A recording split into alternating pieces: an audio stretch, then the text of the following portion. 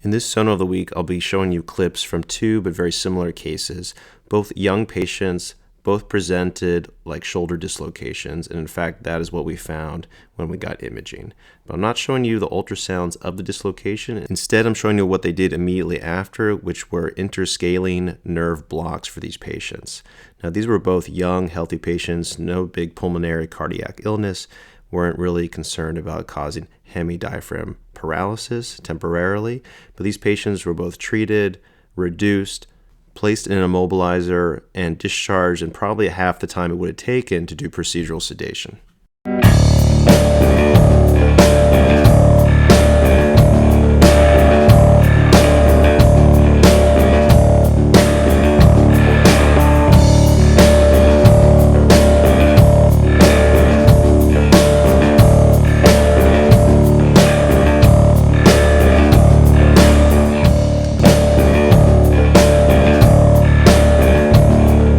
Now, to block the brachial plexus, there's a whole bunch of different blocks you can do.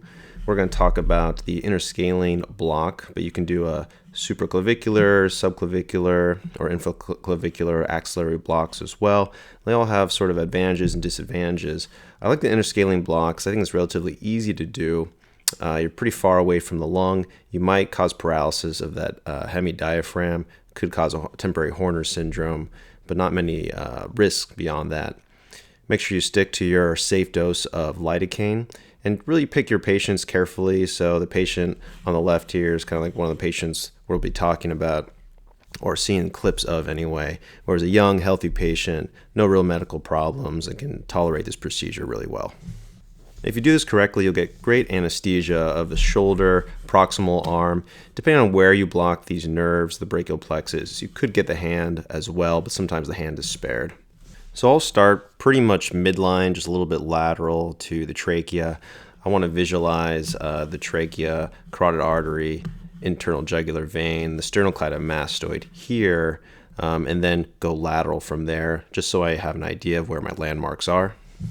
And when you come out lateral, you're really looking for the middle and anterior scalene muscles, and then there's this interscalene groove between them. You'll see these sort of hypoechoic circular structures within that groove, and that's the brachial plexus.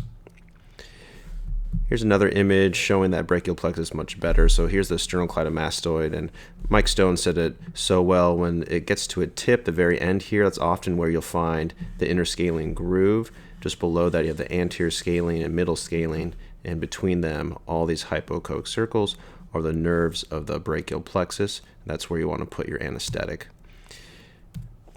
Here's a patient who actually getting scanned. You can see how lateral we are on the neck. You can see the middle scalene, anterior scalene here, and then this interscalene groove between them. A fair amount of depth on this scan. So you can use bupivacaine or lidocaine to do this procedure. Just pick your agent appropriately. If the patient has a fracture and you've talked to your orthopedist and they're okay giving some long-term or long-acting pain relief, then bupivacaine or ropivacaine is a good choice.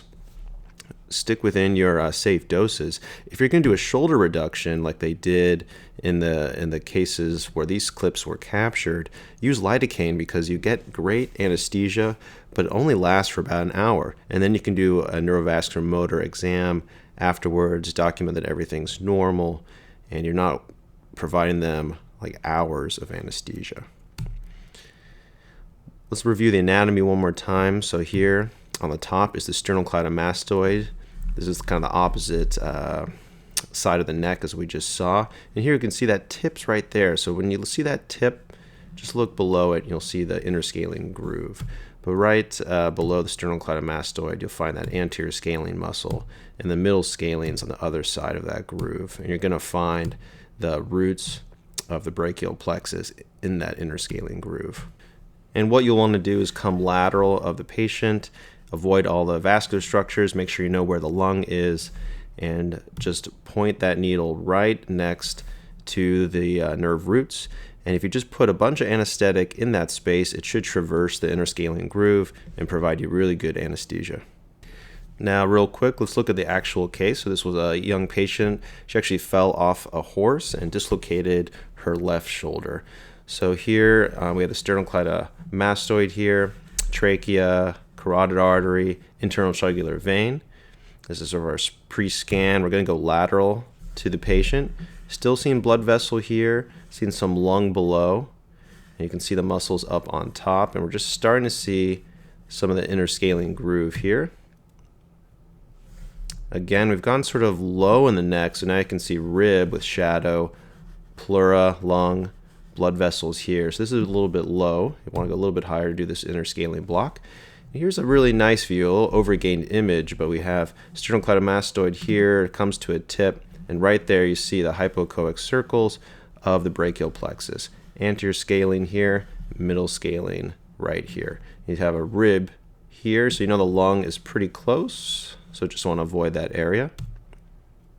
So sternocleidomastoid, anterior scalene, middle scalene, and then here's all your brachial plexus all lined up for you to anesthetize. And here they've inserted their needle from the lateral position of the patient. The tip's right around here, and they've just started to inject some anesthetic. Now you can see a little bit of anesthetic injected right here, right in that interscalene groove. Notice they're just very close to the nerves. Injected more anesthetic, and now this is after the procedure. You can actually scan up and down and see how this anechoic anesthetic is traversing the whole interscalene groove. And this patient just had great anesthesia of the shoulder. It was easily reduced, pain-free. She had normal neurovascular motor. Exam about an hour later, and was discharged from the hospital.